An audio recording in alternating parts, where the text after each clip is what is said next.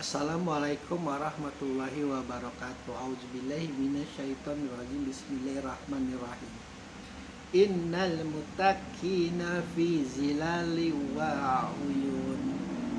Sesungguhnya orang-orang yang bertakwa berada dalam naungan pepohonan surga yang teduh dan mata air, dan ada di sekitar mata air.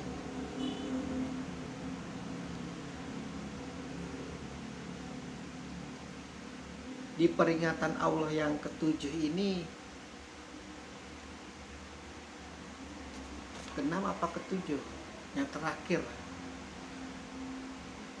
Allah memberikan kabar gembira, karena memang Al-Quran adalah pemberi peringatan sekaligus kabar gembira. Kabar gembiranya adalah orang-orang yang bertakwa ada berada dalam pohon-pohon yang lebat yang dapat meneduhkan mereka, dan tidak jauh dari pohon-pohon itu terdapat banyak mata air yang mungkin setelah kita beristirahat atau kita sudah memakan buah-buahan yang ada di pohon-pohon itu, kita haus. Yang sudah dijelaskan di penjelasan terdahulu, ada mata air putih seperti air biasa, ada mata air susu, ada mata air madu, dan ada mata air kamar, anggur yang tidak memabukkan, minuman keras yang tidak memabukkan. Allah memastikan balasan bagi mereka yang mau berjuang untuk tidak meminum minuman keras, untuk tidak bermabuk-mabukan.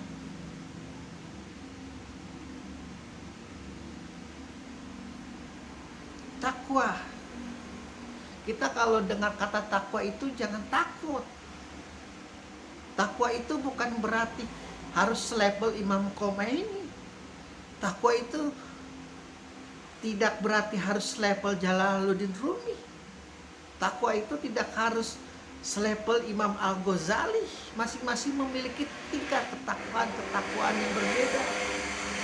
Yang paling rendah, yang paling meriah adalah takut. Jadi ketika pada detik ini Anda merasa takut kepada Allah, Anda sudah mencapai tingkat takut walaupun yang paling rendah nilainya.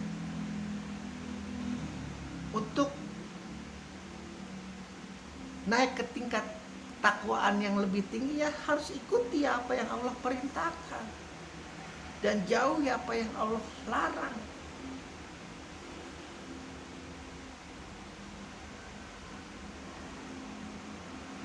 Makanya sekali lagi, pastikan di dalam hati kalian, di dalam hati kita semua, bahkan di dalam hati orang yang bodoh ini yang sedang berbicara, segala kebaikan itu datangnya dari Allah. Segala kemurahan itu datangnya dari Allah. Segala apa yang kita miliki ini, yang sedang kita perjuangkan ini dengan jalan yang benar, tentunya itu adalah dari Allah. Sehingga ketika segala sesuatunya dari Allah, kita dapat menikmatinya dengan penuh ketenangan. Kalau itu sudah dinafikan bahwa itu datang dari hasil keras kita sendiri, usaha kita sendiri, tanpa bantuan Allah sedikit pun, maka akan masuk yang namanya sifat serakah, sifat ingin menguasai, sifat ingin dihormati, sifat ingin dimuliakan.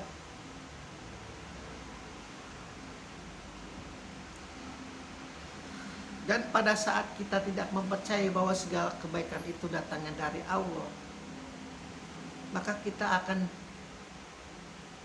hilang untuk berterima kasih, untuk bersyukur. Dan pastikan ketika engkau sengsara, engkau menderita, engkau hidup dalam kepapaan, kemiskinan yang sangat teramat dalam, itu adalah hasil dari dirimu sendiri. Meskipun Nabi mengatakan sesungguhnya orang miskin dan kaum duafa itu letaknya seperti jari kelak nanti di hari penghisapan denganku, dengan Muhammad. Namun miskin yang model macam mana dulu? Rasulullah miskin namun pekerja keras. Rasulullah miskin namun jujur. Rasulullah miskin namun menghormati, bukan hanya sahabatnya, bahkan musuhnya pun dihormati. Rasulullah miskin namun bersih. Rasulullah miskin namun tidak jorok. Jangan hadis-hadis itu kita makan mentah-mentah.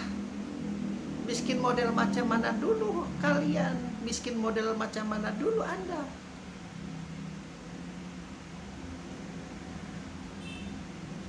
Ketika kalian berusaha untuk korup, ketika kalian berusaha untuk menipu, namun Anda tetap miskin, hadis ini tidak berlaku untuk kalian. Karena Rasulullah tidak pernah menipu daya. Karena Rasulullah tidak pernah korup. Bahkan ketika meninggalnya beliau, yang paling merasa kehilangan adalah kaum fakir miskin dan kaum duafa. Karena tahu betul bagaimana penjagaan beliau terhadap Baitul Mal. Apakah bisa ada penerusnya yang bisa menjaga Baitul Mal seperti beliau menjaganya? Begitu.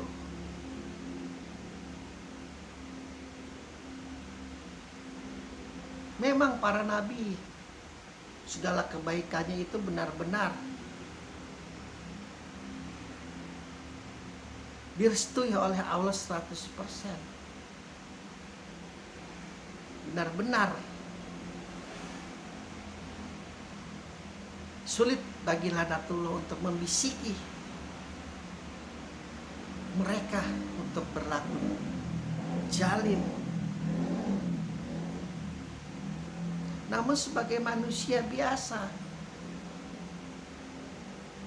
kita bisa berusaha semampu kita, sekuat tenaga kita, agar kelak kita menjadi golongan yang bertakwa, meskipun takwanya level yang paling rendah, cuma takut doang. Level penghamba, level budak, levelnya meskipun ini level rendah, ini levelnya Abu Bakar As-Siddiq.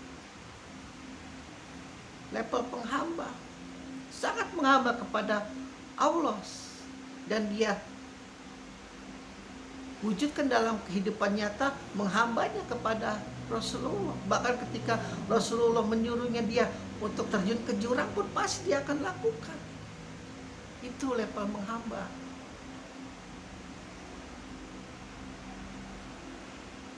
Hidup ini penuh keajaiban. Jangan kerugian kita, meskipun itu dalam mata kita sangat besar, lalu kita merasa begitu jatuh, begitu terpuruk. Jangan. Ingat saja ketika lahir kau tidak membawa apa-apa. Kau bugil. Bahkan kalau suster, kalau dokter, bahkan bidan atau apapun itu tidak memotong ari-arimu, dan ari-arimu membusuk, bakteri masuk, lalu kemudian masuk dalam pusarmu, kau bisa mati.